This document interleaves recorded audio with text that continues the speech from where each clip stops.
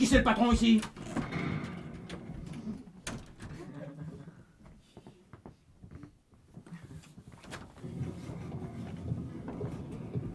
Allez-y, entrez. Dieu va vous recevoir. Alors dites-moi, cette nouvelle audition va-t-elle tourner à la confession? Enfin, je parle de la vôtre, bien sûr. Ben Jardinon. Jardinon, cela devrait vous convenir, non? Pourquoi pas? Vous saviez que j'allais instruire cette affaire? Ouais, je le savais. De même que vous saviez pour mon fils? Oh oui, je le savais, mais... Vous devriez plutôt vous demander, monsieur le juge, qui ne le savait pas. Cette époque, j'ai été très peiné de cette affaire, croyez-le. Je suis sincère. La disparition d'un enfant ne laisse pas indifférent. Mais, de là à croire qu'il y a une relation de cause à effet entre votre fils et Mathias, Frédéric, cela relève du postulat. Ben postulons, mon ami. Postulons, puisque vous m'y invitez. Juste une précision. Si j'avais demandé au président du tribunal de me remplacer, Oui, mais vous ne l'avez pas fait. Sans doute que votre conscience vous l'interdisait. Psy, juriste, et en prime vous lisez dans les consciences. Non. Je me contente seulement de faire mon métier. Mais je vous cacherai pas que quand je me penche sur mes serres et que j'y gratte la terre, qu'il ne m'arrive pas d'y trouver quelques pensées. Je vois, oui, on cultive, on médiatise, et puis surtout, on informe la presse, avant de se constituer prisonnier. Il paraît que les criminels reviennent sur leur lieu de leur crime. Moi, j'ai pensé que les familles de victimes en faisaient de même. Alors j'ai eu une vision. Auger. Auger, le grand Auger. Auger, le mammouth du tribunal. Auger, rattrapé par l'histoire. Eh bien, Auger instruira. Auger instruira. Quelle arrogance. Serait-ce un défi? Non. Croyez pas, monsieur le juge, je ne fais pas partie de ces gens qui, pour soulager leur conscience, tirent sur les ambulances. Non. Mais vous devriez un instant seulement, essayer de remettre un peu d'ordre, justement, dans votre conscience. N'inversez pas les rôles. N'inversez pas les rôles. Je commence à me faire une petite idée de vos intentions. Puis je ne serais pas surpris que vous collectionniez les boîtes de Pandore. Parce que cet enlèvement, que vous l'appeliez sauvetage ou acte désespéré, cet enlèvement, il a un rapport direct avec votre passé, n'est-ce pas? Vous laissez pas emporter par votre imagination. Essayez plutôt de revenir à la réalité. Et la réalité n'est pas belle à voir. Aujourd'hui, en France, devant l'ignorance quasi totale du handicap, on se voile la face. On est au Moyen-Âge. On palabre. Mais dans ce pays, les hommes qui sont capables de dire des grandes choses n'en font que des petites. Sauf Madame Dienesch, n'est-ce pas? Sauf Madame Dienesch. Effectivement. Elle, au moins, elle ose interpeller le président de la République en Conseil des ministres. Et mes handicapés. Paraît même qu'il lui répond. Oui, il lui a répondu, vous commencez à m'emmerder avec vos handicapés, faites-moi donc une proposition. Eh bien, bravo, monsieur le juge, je vois que les nouvelles vont vite, vous vous tenez au courant. Oui, effectivement. Elle, au moins, elle a une longueur d'avance. Elle essaye. Qu'est-ce que vous voulez? Pour les politiques, le handicap, c'est pas une préoccupation. Ça rapporte aucune voix. Je dirais même que le handicap, c'est un casse-urne. On a 20 ans de retard. 20 ans de retard sur nos voisins, la Suède, l'Allemagne, la Belgique. Mais eux, ils se gossent pas d'avoir des vitrines, telles que le France, ou le Concorde, ou la Défense. Eux s'occupent de leurs handicapés. Je vous l'ai dit.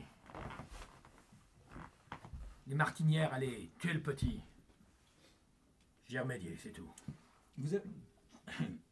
Pardon, monsieur Gilbert. Vous avez déclaré être célibataire. Mais vous avez bien connu quelques femmes dans votre vie, non? Ouais. Quelques-unes. Sans lendemain. Sauf Louisa. Louisa Post. Louisa Post. En effet. Parlez-moi d'elle. Comment l'avez-vous rencontrée? Dans un virage. Pardon? C'était en 48. J'avais décidé de faire le tour du monde. J'avais décidé de prendre du bon temps. C'était avec l'Orient Express, ce train me fascinait. Milan, Venise, Belgrade, Istanbul. Bref. Après le tunnel de Saint-Plon, je suis sorti de mon compartiment pour aller à la voiture-bar. Et là, je l'ai vue. Louisa? Louisa. Elle était dans une robe de soirée, avec un décolleté, disons... Émouvant. Émouvant. Ouais.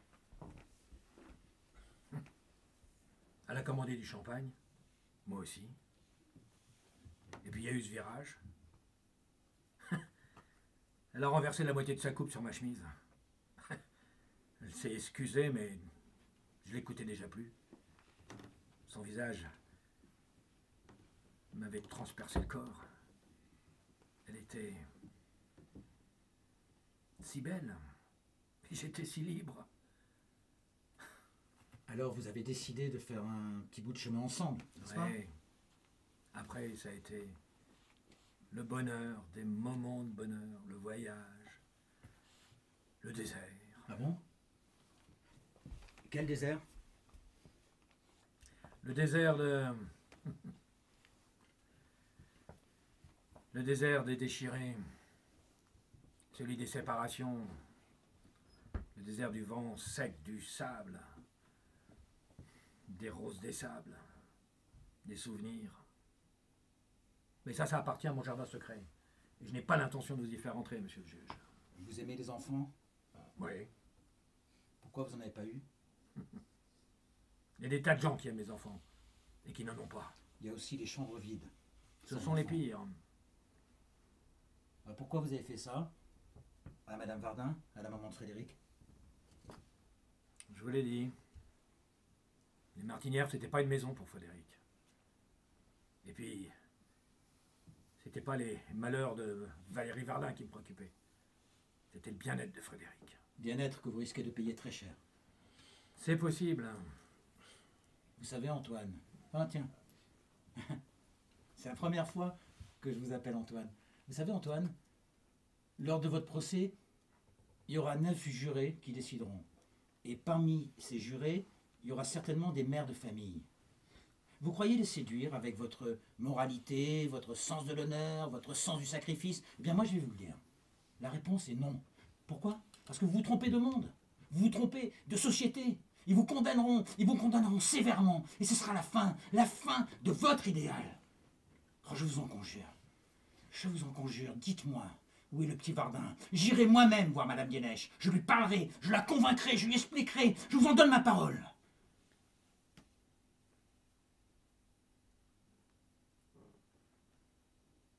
Elle a lu ma lettre?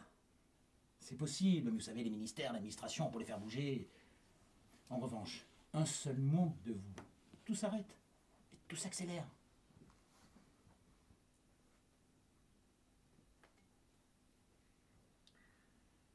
Je vais y réfléchir.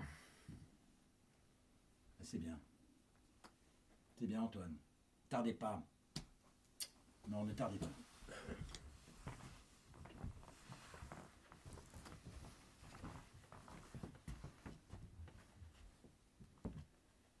Bouyouka, c'est en meilleure santé?